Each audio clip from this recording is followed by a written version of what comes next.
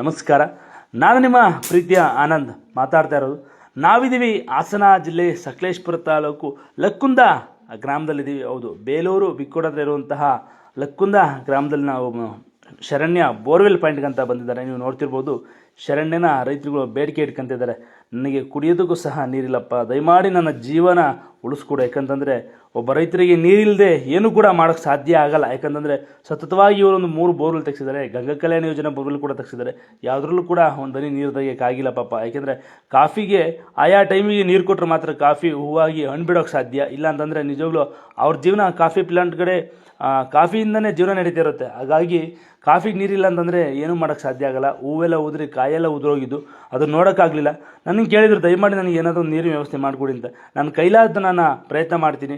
ಬಿಟ್ಟಿದ್ದೆಲ್ಲ ಇನ್ನು ಏನೇ ಮುಂದಿನ ಕಾರ್ಯ ಆದರೂ ಕೂಡ ಶರಣ್ಯನಿಗೆ ಅಂತ ಹೇಳಿದ್ರು. ನೀವು ನೋಡ್ತಿರ್ಬೋದು, ಶರಣ್ಯ ಕಾಫಿ ಪ್ಲಾಂಟ್ಗಳ ಒಳಗಡೆ ಬಂದು ತನಗೆ ಬೇಕಾದ ಕಡೆ ಜಾಗನ ಆಯ್ಕೆ ಮಾಡಿಕೊಂಡು ತನ್ನ ಬಲಪಾದದಲ್ಲಿ ಆಶೀರ್ವಾದ ಮಾಡ್ತಾರೆ. ನೀವು ನೋಡ್ತಿರ್ಬೋದು, ನಮ್ಮ ಅಣ್ಣವರು ಕೂಡ ಮಹೇಂದ್ರಣ್ಣ ಅಂತೇಳಿ ಅವರು ಕೂಡ ಆ ಪಾದನ ಅಲ್ಲೇಯೇ ಮಾರ್ಕ್ ಮಾಡ್ತಿದ್ದಾರೆ. ಆದ ನಂತರ ಶರಣ್ಯಂಗೆ ಪಾದಪೂಜೆ ಮಾಡಿದರು. ಪಾದಪೂಜೆ ಆದ ನಂತರ ಬೋರ್ವೆಲ್ ಪಾಯಿಂಟ್ ಅದೇನು ಪಾಯಿಂಟ್ ಇತ್ತು ಅದನ್ನು ಕೂಡ ಪೂಜೆ ಮಾಡಿ ಇಡೀ ಜನ, ಆ ಗ್ರಾಮದ ಜನ ಶರಣ್ಯ ಯಾವ ಥರ ಬೋರ್ವೆಲ್ ಪಾಯಿಂಟ್ ಮಾಡ್ತಾರೆ ಅಂತ ನೋಡೋದಕ್ಕೆ ಬಂದಿದ್ದರು. ಪಾಯಿಂಟ್ ಆದ ನಂತರ ಶರಣ್ಯಂಗೆ ರೆಸ್ಟ್ ಕೊಟ್ಟು ನಾವು ಮನೆ ಹತ್ರ. ಅದಾದ ನಂತರ ಲಾರಿ ಕೂಡ ಬಂತು. ಒಂದು 2 ಅವರ್ 3 ಅವರ್ ಕಾಯ್ತಿದ್ದೀವಿ ಲಾರಿಗೋಸ್ಕರ. ಏನೂ ಮಾಡೋಂಗಿಲ್ಲ. ಯಾಕಂತಂದರೆ ಒಂದು ಸತಿ ಬಂದಿದ್ದೀವಿ ಅಂದಮೇಲೆ ಆ ಕೆಲಸನ ಮುಗಿಸ್ಕೊಂಡು ಹೋಗ್ಬೇಕಾಯ್ತು, ನಮ್ಮ ಕರ್ತವ್ಯ. ಹಾಗಾಗಿ ಲಾರಿ ಬಂತು. ನಿಜವಾಗ್ಲೂ ಅಲ್ಲಿನ ಗ್ರಾಮಸ್ಥರು ಶರಣ್ಯನ ನೋಡೋಕ್ಕಂತ ನಿಜವಾಗ್ಲೂ ಪ್ರತಿಯೊಬ್ಬರು ಕೂಡ ಶರಣ್ಯನ ನೋಡಿ ಅವನ ಆಶೀರ್ವಾದ ತೊಗೊಳಕ್ಕಂತ ತುಂಬ ಜನ ಬಂದಿದ್ರು. ನಿಜವಾಗ್ಲೂ ಭಾಳ ಖುಷಿ ಆಯಿತು ಅಲ್ಲಿ ಗ್ರಾಮಕ್ಕೆ ಹೋಗಿದ್ದು. ಅದೇ ರೀತಿ ಕೂಡ ಬೋರ್ವೆಲ್ ಲಾರಿ ಬಂದು ಸೆಟ್ ಆಯಿತು. ಪಕ್ಕದಲ್ಲೇ ಗಂಗಾ ಕಲ್ಯಾಣ ಯೋಜನೆ ಡ್ರಿಲ್ ಮಾಡಿಸಿದ್ದಾರೆ. ನೀರು ಕೂಡ ಬಂದಿಲ್ಲ. ಏನೊಂದು 15-20 ಅಡಿ ದೂರದಲ್ಲಿದೆ. ನೀವು ನೋಡ್ತಿರ್ಬೋದು, ಶರಣ್ಯ ಅವರಿಗೆ ಆಶೀರ್ವಾದ ಮಾಡಿದರು. ಶರಣ್ಯನ ಆಶೀರ್ವಾದ ತೊಗೊಂಡು ಡ್ರಿಲ್ಲಿಂಗ್ ಸ್ಟಾರ್ಟ್ ಮಾಡಿದರು. ಒಂದು 80ರಿಂದ 90 ಅಡಿ ಕೇಸಿಂಗ್ ಹೋಯ್ತು.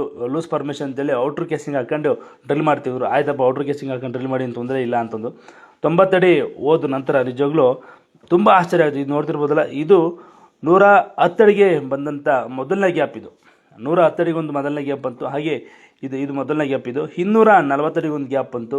ನಿಜವಾಗ್ಲೂ 240 ಅಡಿ ಬಂದಂಥ ಗ್ಯಾಪ್ ಇದು ದೊಡ್ಡ ಗ್ಯಾಪು. ನಿಜವಾಗ್ಲೂ ಒಂದು 3ರಿಂದ 4 ಇಂಚು ನೀರು ಕೊಟ್ಟ. ನೀವು ನೋಡ್ಬೋದು ಆ ಮಕ್ಕಳ ಖುಷಿ ನೋಡಿ.